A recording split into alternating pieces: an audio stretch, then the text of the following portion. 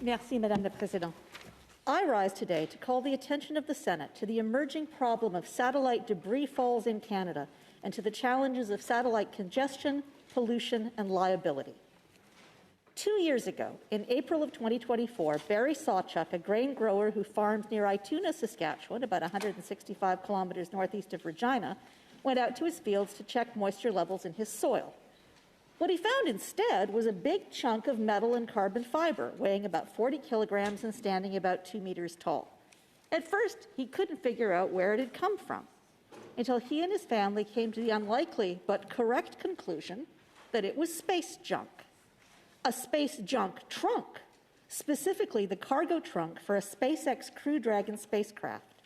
It seems the trunk was ejected by the Axiom 3 private astronaut mission that had re-entered over the Canadian prairies in February of 2024. The trunk was supposed to burn up upon re-entry to Earth's atmosphere. Instead, several sizable chunks landed on Barry's farm. Luckily, and it really was sheer luck, no one was hurt and no property was damaged, but it left Mr. Sawchuk in legal limbo. When he started to call around, no one could tell him how this stuff had landed on his farm, whether it posed any risk, and what he was supposed to do with it. He eventually connected with Dr. Samantha Lawler, a goat farmer and professor of astronomy at the University of Regina, an expert in orbital dynamics. Dr. Lawler called every government department and agency she could think of without much success.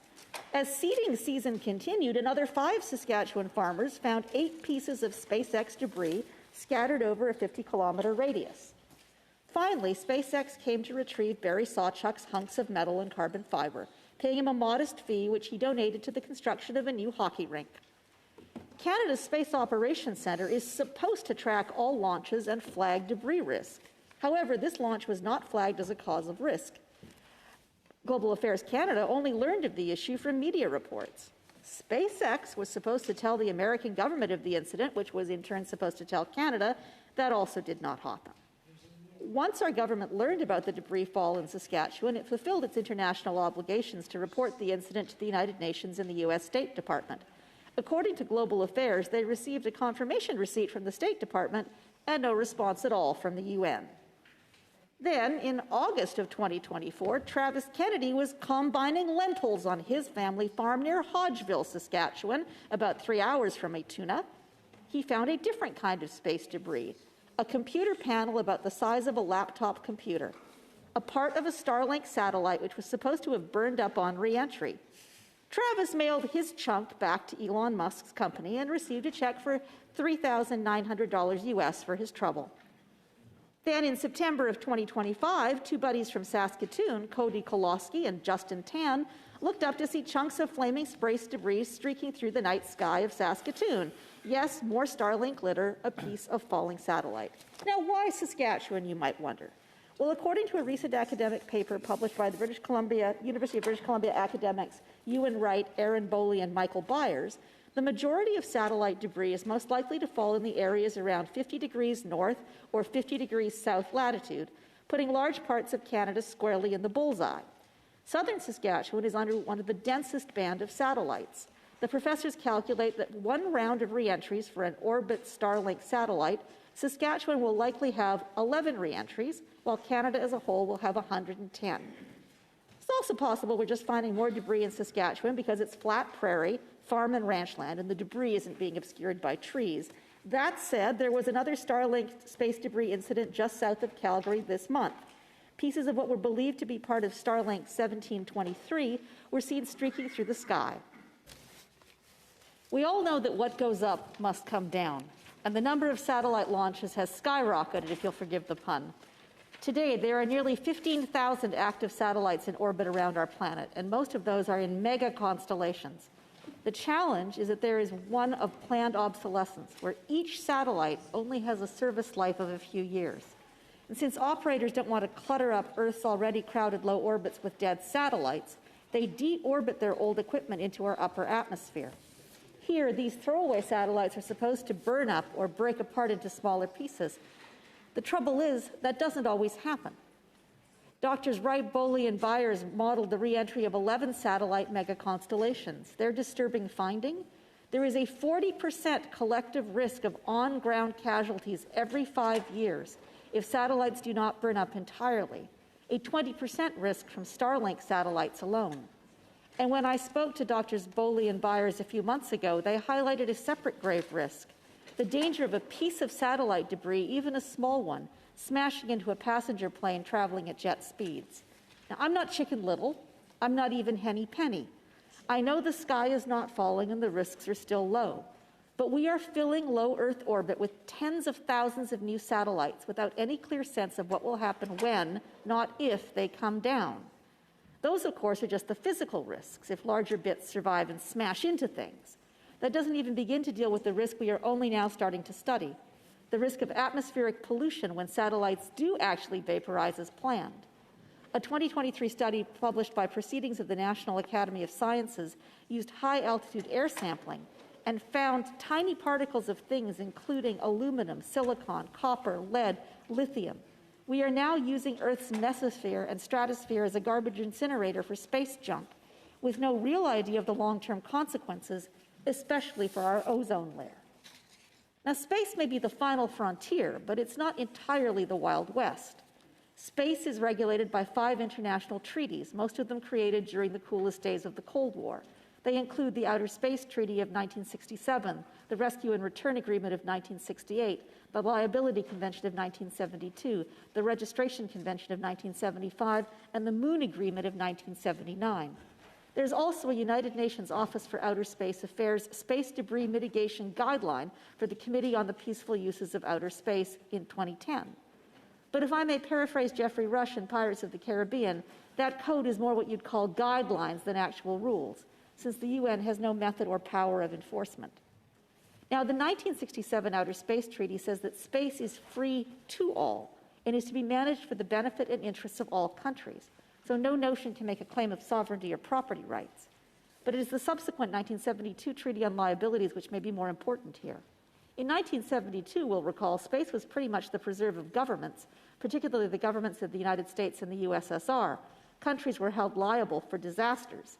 In 1978, for example, Cosmos 954, a Soviet nuclear satellite, exploded over northern Canada, spreading radioactive debris across 124,000 square kilometers of the Northwest Territories, Alberta, Saskatchewan, and what we now know as Nunavut. The worst of the radiation poisoning affected the Dene people at the eastern end of Great Slave Lake, leading to drastic increases in cancer rates. In 1979, Canada sued for damages, and in 1981, we received $3 million from the Soviet Union, but that was a nation-to-nation settlement. Still, the 1972 Liability Treaty did imagine what might happen if private companies started sending stuff into space. Article 6 of the treaty requires the countries from which launch things to keep an eye on them, and I quote, "The activities of non-governmental entities in outer space, including the moon and other celestial bodies, shall require authorization and continuing supervision by the appropriate state party to the treaty," end quote. This means that launch states would technically be liable for damage done on re-entry or to airplanes in flight. So if your barn were damaged by falling Starlink debris, you could, in theory, go to a Canadian or American court to seek redress, or even to the International Court of Justice in The Hague. But in truth, these systems just weren't designed for a private commercial space race. And what a race it is. Starlink's competitors from within the United States and around the world are working on their own satellite launches. The Chinese company G60 is planning for 13,904 new satellites. Guowang, another Chinese company, has launched almost 13,000 low Earth orbit satellites. Amazon LEO is planning its own 3,000 and some satellites, and Canada's own Telesat Lightspeed is getting ready to enter the game with plans for a constellation of 300. But it's Elon Musk who has the wildest ambitions. On January 30th, 2026, SpaceX filed an application with the FCC, the United States Federal Communication Commission, seeking permission to launch 1 million new Earth orbit satellites to function as data centers in space. Let me quote from that rather extraordinary FCC filing. Quote, "Launching a constellation of 1 million satellites that operate as orbital data centers is a first step towards becoming a Kardashev 2-level civilization, one that can harness the sun's full powers while supporting AI-driven applications for billions of people today and ensuring humanity's multiplanetary future amongst the stars," end quote. As for the risks of putting 1 million new satellites into the already crowded low Earth orbit, running the risk of, outer space crashes, the SpaceX filing promises that the new satellites will be incredibly maneuverable to avoid space collisions, and that they will, and I quote, pose no calculable risk to humans upon re-entry. But a group of North American astronomers critiquing the Musk application calculates that if 1 million satellites within 5 years, that if the 1 million satellites, which remember have 5-year lifetimes, are disposed of in Earth's atmosphere in the same way that Starlink satellites are today, there would be one satellite re-entry every 3 minutes, dramatically increasing the risk of accidents. It could also cause catastrophic changes in the atmosphere, including ozone depletion.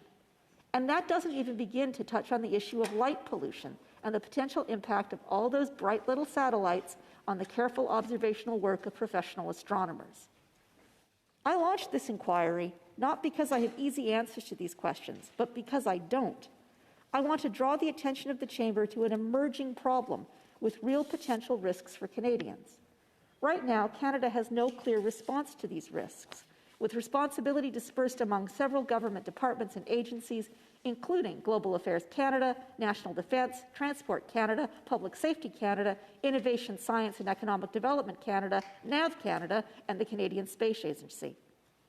My friends, we need a more coordinated, coherent response to the issue of space debris and its literal impact on our country. We can't begin to address the consequences of satellite pollution until we recognize it as a challenge and start a national and indeed an international conversation.